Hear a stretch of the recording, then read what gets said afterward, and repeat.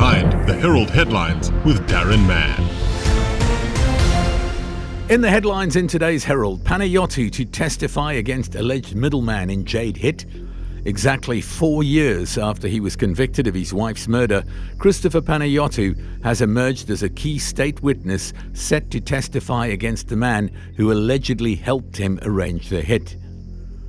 Also off the front page of today's Herald, cue the Kingmakers. With no outright winner likely in Bay, coalition horse trading is set to kick in. As an outright win for the ANC and DA continued to slip away last night, the smaller parties were already clamouring for Kingmaker status, listing demands before jumping into a coalition. Those are the headlines in today's Herald. For these and more on other stories, go to heraldlive.co.za. Each one of us has a story to tell and a story to share. A story that deserves to be heard. A story that inspires, motivates, and gives people a reason to keep going. A story about our triumphs as individuals and as a team. A story about our humble beginnings and what the future holds for us. A story about our heritage and that which brings us together. It is these stories that connect us. The Herald. Whatever you live for, we live to tell that story for you. So yesterday we had the highly unusual situation at a voting station in Nelson Mandela Bay of Helen Zille of the Democratic Alliance being led away by police and security officials from the voting station as a result of what they claimed was interference with voters who were waiting in line to vote. She has in turn alleged that she was manhandled. She has laid a charge against the police involved and also alleged that a cell phone was removed from her and her partner's presence. Now, joining us to comment on this and the election state in general, we have the RTT coordinator for the ANC, Mr. Luyolo Nqakula. Mr. Nqakula, your comments firstly on what happened at the voting station. I believe it was in Bethelsdorp. Yes, this happened in Bethelsdorp in Ward 35 at the Chetty voting station.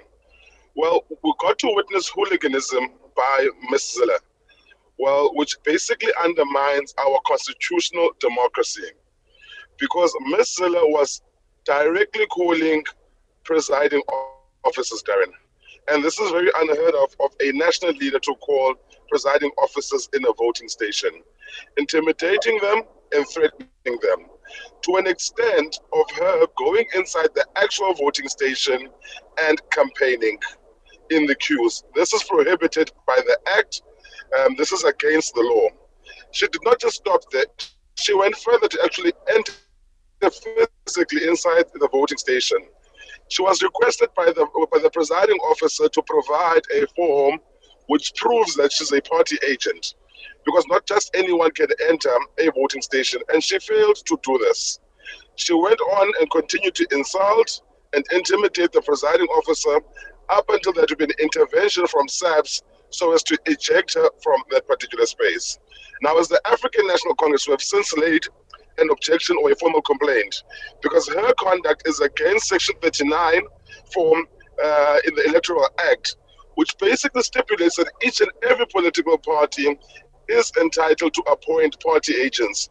Then should an issue arise in a voting station, it must be those party agents in the voting station which raise such issues with the presiding officer or escalate them to their MPLC members. Then there is a particular process which then ensues thereafter. So what we've seen basically is the arrogance of the Democratic Alliance. And I think Ms. Zille's behavior is basically reminiscent of that, or reflects that particular arrogance, whereby they think they're entitled to just intimidate anyone. They think they're entitled to break the law. So Daron, in essence, that is what transpired. We have laid that formal objection as the African National Congress, and we're just waiting for the IEC to make a determination around Ms. Zille's behavior, which is well documented on social media platforms and on many other platforms. Obviously, there are two sides to every story, and Ms. Zille alleges that the arrogance and that an unhelpful attitude was experienced from the electoral officer and from the officials at the voting station, and as a result, that led to tensions escalating. She also alleges that the police officer manhandled her from the voting station and that a cell phone was removed. Do you know anything about this? Well, Darren, I think what Ms. Zille is saying is pure fabrication and lies. The DA had party agents at the voting station. What Ms. Zille fails to do is to say that whether their party agents, for instance, raised the question of the queue. She does not say that, and the DA does not say that. It does not then empower her, whatever challenge there may be at a voting station, to break the Electoral Act and go there herself physically if she is not a party agent. Number two, she would have to qualify what she means by the arrogance of the presiding officer. Because again, what she fails to clarify is whether their party agents inside the voting station had raised issues which might relate to the arrogance or any other type of behavior by the presiding officer. But this is a case of Ms. Zille and the DA being caught with their pants down, and they're just trying to spin this.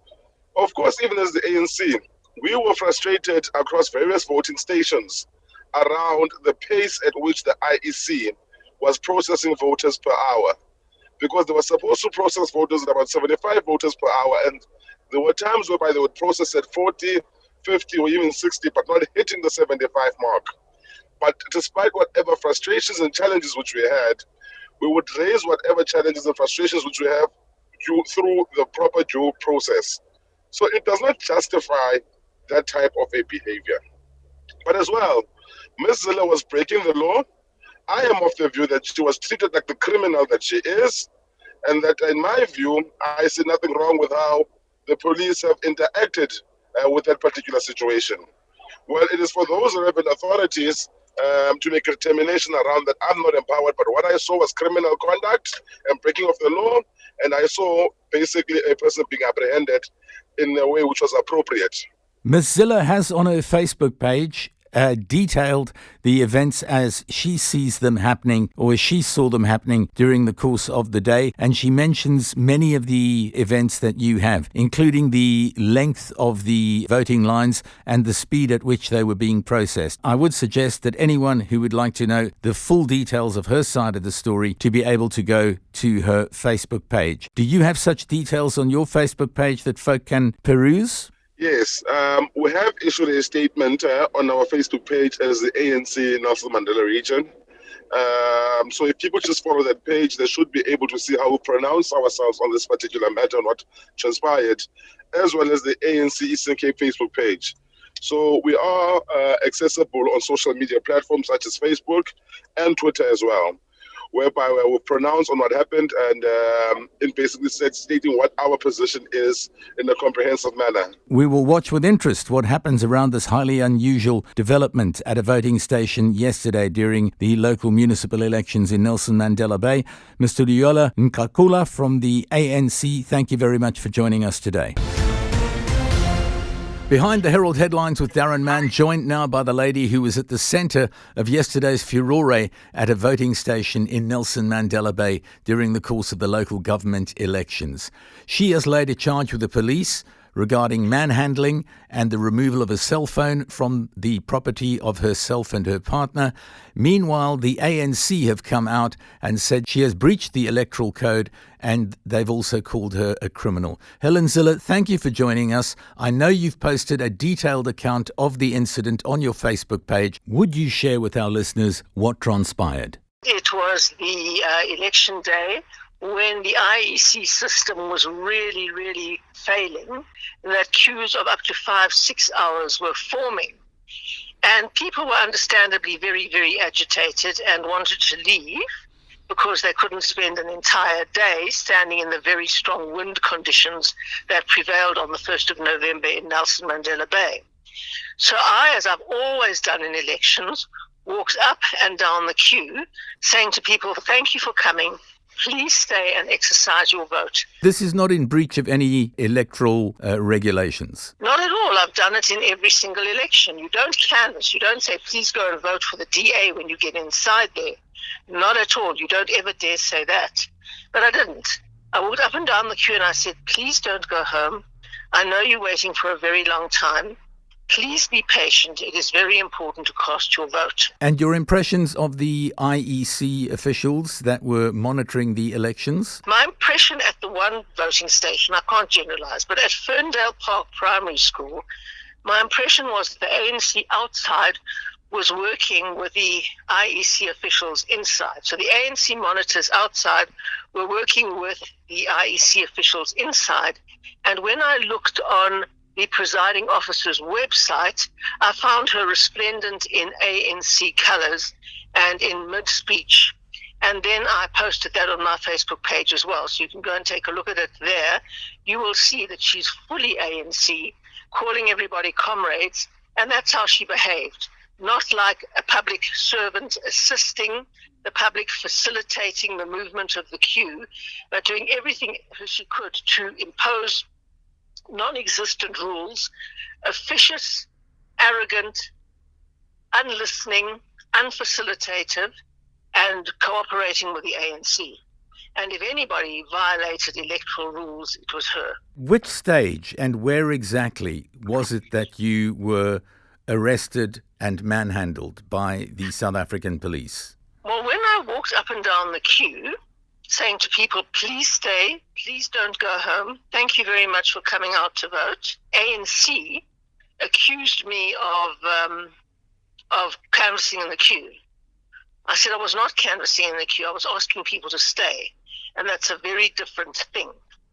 And then I went in to talk to the presiding officer that I'd asked previously if she could divide the queue. Because at some other voting stations where there was a very long queue, they had divided the queue. And it was a very sensible thing to do, to divide the queue, because then obviously you have the time where people have to stand in line. And if you have the queue on an alphabetical basis, as it did, for example, at Wonderwoman's voting station. Of course, nothing had happened. 4 hours later, I went in and checked that again. And she accused me immediately of canvassing in the queue, because she'd obviously heard that from the ANC. And I said I was not canvassing in the queue. I was asking people to stay and not leave because of the length of the queue. And then a policeman came and said, you're going to leave these premises. And I said, I'm not. I have authorization to be here. I showed him my authorization. He wasn't in the least bit interested. He grabbed me by the scruff of my neck, turned me round, stuck his very burly arm over my shoulder, grabbed my other arm, and frog marched me out. And I thought, he's got absolutely no right to do this. I have an authorization to be here. There's no attitude of help or support or anything else from the IEC officials here. They are behaving like demigods who are imposing their will and not in any way facilitating any kind of smooth and easy access to the voting system. The voters are supposed to be the kings in this place, not the presiding officer who's supposed to support and help the voters, not the other way around. And I thought, to hell with this, I'm not going to be treated like this in the new South Africa. Anyway, I asked my assistant please to video what was going on. When the police saw that it was being videoed, he absolutely lunged over me, nearly bent me over double, and grabbed my assistant's phone. But she was very clever. She had my phone and her phone in her hand. So she put forward her phone. In the wink of an eye, she put forward her phone, and he grabbed the wrong phone. And so she still had the phone with a video on it. And you have laid charges against the officer in question? Yes, I have. He's a warrant officer, Abe Buerta, and I laid a charge at the Bethelsdorp police station. Your comments on the ANC referring to you as a criminal and saying that you breached electoral code? That's just a joke. But it's typical ANC lies. I mean, the ANC lies all the time. So should we expect it to be anything different this time? It's early days yet, but thoughts on the electoral numbers as the counting has gone along so far? Well, as we have said, it's neck and neck between the DA and the ANC and Nelson Mandela Bay. We've always said it was. Unfortunately, the ANC got a lot of their voters out in the Nqakula constituency, in New Brighton, in Motherwell, in a whole range of places. The ANC got a lot of its voters out, and therefore no party is going to get above 50%. as we were hoping to. And the future of Nelson Mandela Bay is very, very, very much in the balance. And my heart bleeds for what lies ahead. So we're looking at coalition politics once again. Either coalition politics or minority government, whichever turns out. Helen, thank you very much for joining us on Behind the Herald Headlines today. We trust you have a good day and a good stay in our city. Thank you. I love your city. I absolutely love your city. That's why it breaks my heart that we couldn't get that 50% plus one. Behind the Herald Headlines with Daron Mann.